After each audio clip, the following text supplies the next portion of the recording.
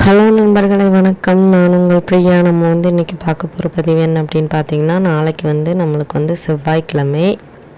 நாளைக்கு தை மாதம் வரக்கூடிய செவ்வாய்க்கிழமை முருகருக்கு உகந்த நாளும் செவ்வாய்க்கிழமை. நம்ம வீடு வாங்குறது, அப்புறம் இந்த மனை இடங்கள் சம்மந்தமான பிரச்சனை, இந்த மாதிரி உள்ளதுக்கு நம்ம 9 செவ்வாய்க்கிழமை நம்ம சொல்லக்கூடிய இந்த ஒரு எளிமையான பரிகாரத்தை நீங்கள் செஞ்சுட்டு வந்தீங்க அப்படின்னா கண்டிப்பாக உங்களுக்கு கைமேல் பலன் கிடைக்கும். அது என்ன மாதிரியான பரிகாரம், என்னென்ன பொருட்கள் தேவை, எப்படியெல்லாம் செய்யலாம்ங்கிறத நம்ம இந்த பதிவில் பார்க்கலாங்க. அதுக்கு முன்னாடி நீங்கள் இந்த பதிவை பார்க்கக்கூடிய முருக பக்தர்களாக இருந்தீங்க அப்படின்னா மறக்காமல் ஓம் சரவண பவான்னு சொல்லிவிட்டு நம்மளோட கமெண்ட் பாக்ஸில் கமெண்ட் பண்ணுங்கள். இது வரைக்கும் நம்மளோட சேனலை நீங்கள் சப்ஸ்கிரைப் பண்ணாமல் பார்த்துருந்தீங்க அப்படின்னா மறக்காமல் சப்ஸ்கிரைப் பண்ணி நம்ம சேனலுக்கு சப்போர்ட் பண்ணுங்கள். நீங்கள் சப்ஸ்கிரைப் பண்ணுறது நம்மளோட சேனல் க்ரோத் ஆகிறதுக்கு ஹெல்ப்பாக இருக்கும். இப்போ வாங்க நம்ம பதிவுக்குள்ளே போகலாம். ஸோ நாளைக்கு செவ்வாய்க்கிழமை, ஒவ்வொரு வாரமும் வரக்கூடிய செவ்வாய்க்கிழமை எப்பொழுதுமே முருகருக்கு உகந்த நாள். ஸோ இந்த செவ்வாய்க்கிழமையில் வரக்கூடிய இந்த செவ்வாய் ஹோரை நேரம் 3 வேளையில் வருமுங்க. எல்லாருக்குமே தெரிஞ்சிருக்கும். காலையில் 6 to 7, மத்தியானம் 1 to 2, இரவு 8 to 9. இதில் ஏதாவது ஒரு நேரத்தில் நீங்கள் இந்த எளிமையான ஒரு பரிகாரத்தை செஞ்சுட்டு வரும்போது உங்களுக்கு வீடு கட்டணும் நிறைய பேருக்கு ஆசை இருக்கும், இடம் வாங்கணும், அப்புறம் இருக்கிற வீட்டையே சரி செய்ய முடியாமல் நிறைய பேர் கஷ்டப்பட்டுட்டு இருப்பாங்க.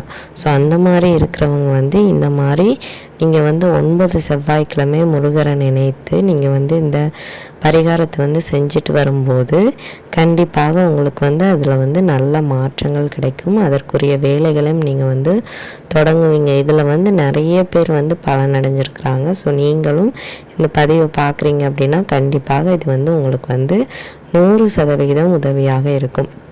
அதற்கு தேவையானது என்ன அப்படின்னு பார்த்தீங்கன்னா, ஒரு மண் அகல் விளக்கு, இல்லை மண் அகல் விளக்கு இல்லைன்னா ஒரு பீங்கான் பவுலு, இல்லை ஒரு செராமிக் பவுல், இப்படி ஏதாவது ஒன்று நீங்கள் எடுத்து வச்சுக்கோங்க. அது முழுக்க நிரம்பி இருக்கிற மாதிரி கல் உப்பு தான் பயன்படுத்தணும், தூள் உப்பு பயன்படுத்தக்கூடாது. கல் உப்பு, அதுக்கப்புறமா ஒரு தேங்காய், நல்ல அழுகாத நிலையில் இருக்கக்கூடிய ஒரு தேங்காய், அப்புறம் ஒரே ஒரு 5 ரூபாய் நாணயம். இவ்வளோ தான் நம்மளுக்கு தேவை. இது நம்ம செவ்வாய் ஹோரையில் பண்ணணும்னு சொல்லியிருந்தோம். எந்த ஹோரை நேரம் நீங்கள் ஃப்ரீயாக இருக்கிறீங்களோ அந்த டைமில் நீங்கள் இதை பண்ணலாம். இதுக்கு நீங்கள் உங்கள் பூஜை அறையில் ஏதாவது ஒரு இடத்த ஒதுக்கி வச்சுக்கோங்க. ஏன்னா இது 9 வாரங்கள் அதிலே தான் இருக்கும். நம்ம இதை டிஸ்டர்ப் பண்ண மாட்டோம்.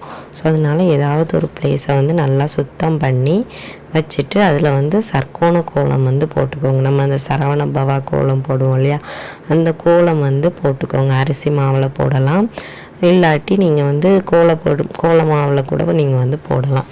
போட்டு அந்த சர்க்கோண கோலத்துக்கு நடுவில் இந்த அகலை வச்சு அந்த அகலில் ஃபுல்லாகவே உப்பு நிரப்பி இருக்கணும். இந்த உப்பு உங்களுக்கு தெரியும், நிறைய விதமான நம்மளுக்கு இந்த கடன் சம்மந்தமான பிரச்சனை, வீடு, அப்புறம் என்ன விதமான பிரச்சனைகளுக்கு, உடல் சம்மந்தமான பிரச்சனை, தீராத நோயினால் கஷ்டப்படுறீங்கனாலும் இந்த உப்பு வச்சு நம்ம செய்யும்போது அது நம்மளுக்கு முதல்ல நம்மளோட கண் திருஷ்டிகள் அனைத்தையுமே போக்குவதற்கு இந்த உப்பு உதவியாக இருக்கும். நம்மளுக்கு கண்ணு பட்டுட்டு அப்படின்னாலே உப்பு வச்சு தான் சுற்றி போடுவோம்.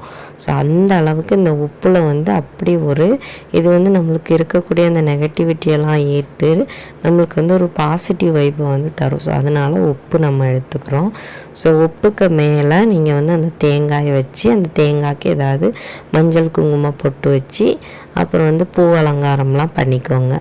அந்த நாணயத்தை அந்த உப்புக்கு மேலே இந்த சைடில் வச்சுக்கோங்க. ஏன்னா ஒவ்வொரு செவ்வாய்க்கிழமையும் 9 செவ்வாய்க்கிழமையும் அந்த 5 ரூபாய் நாணயத்தை நீங்கள் மாற்றி மாற்றி வைக்க போகிறீங்க.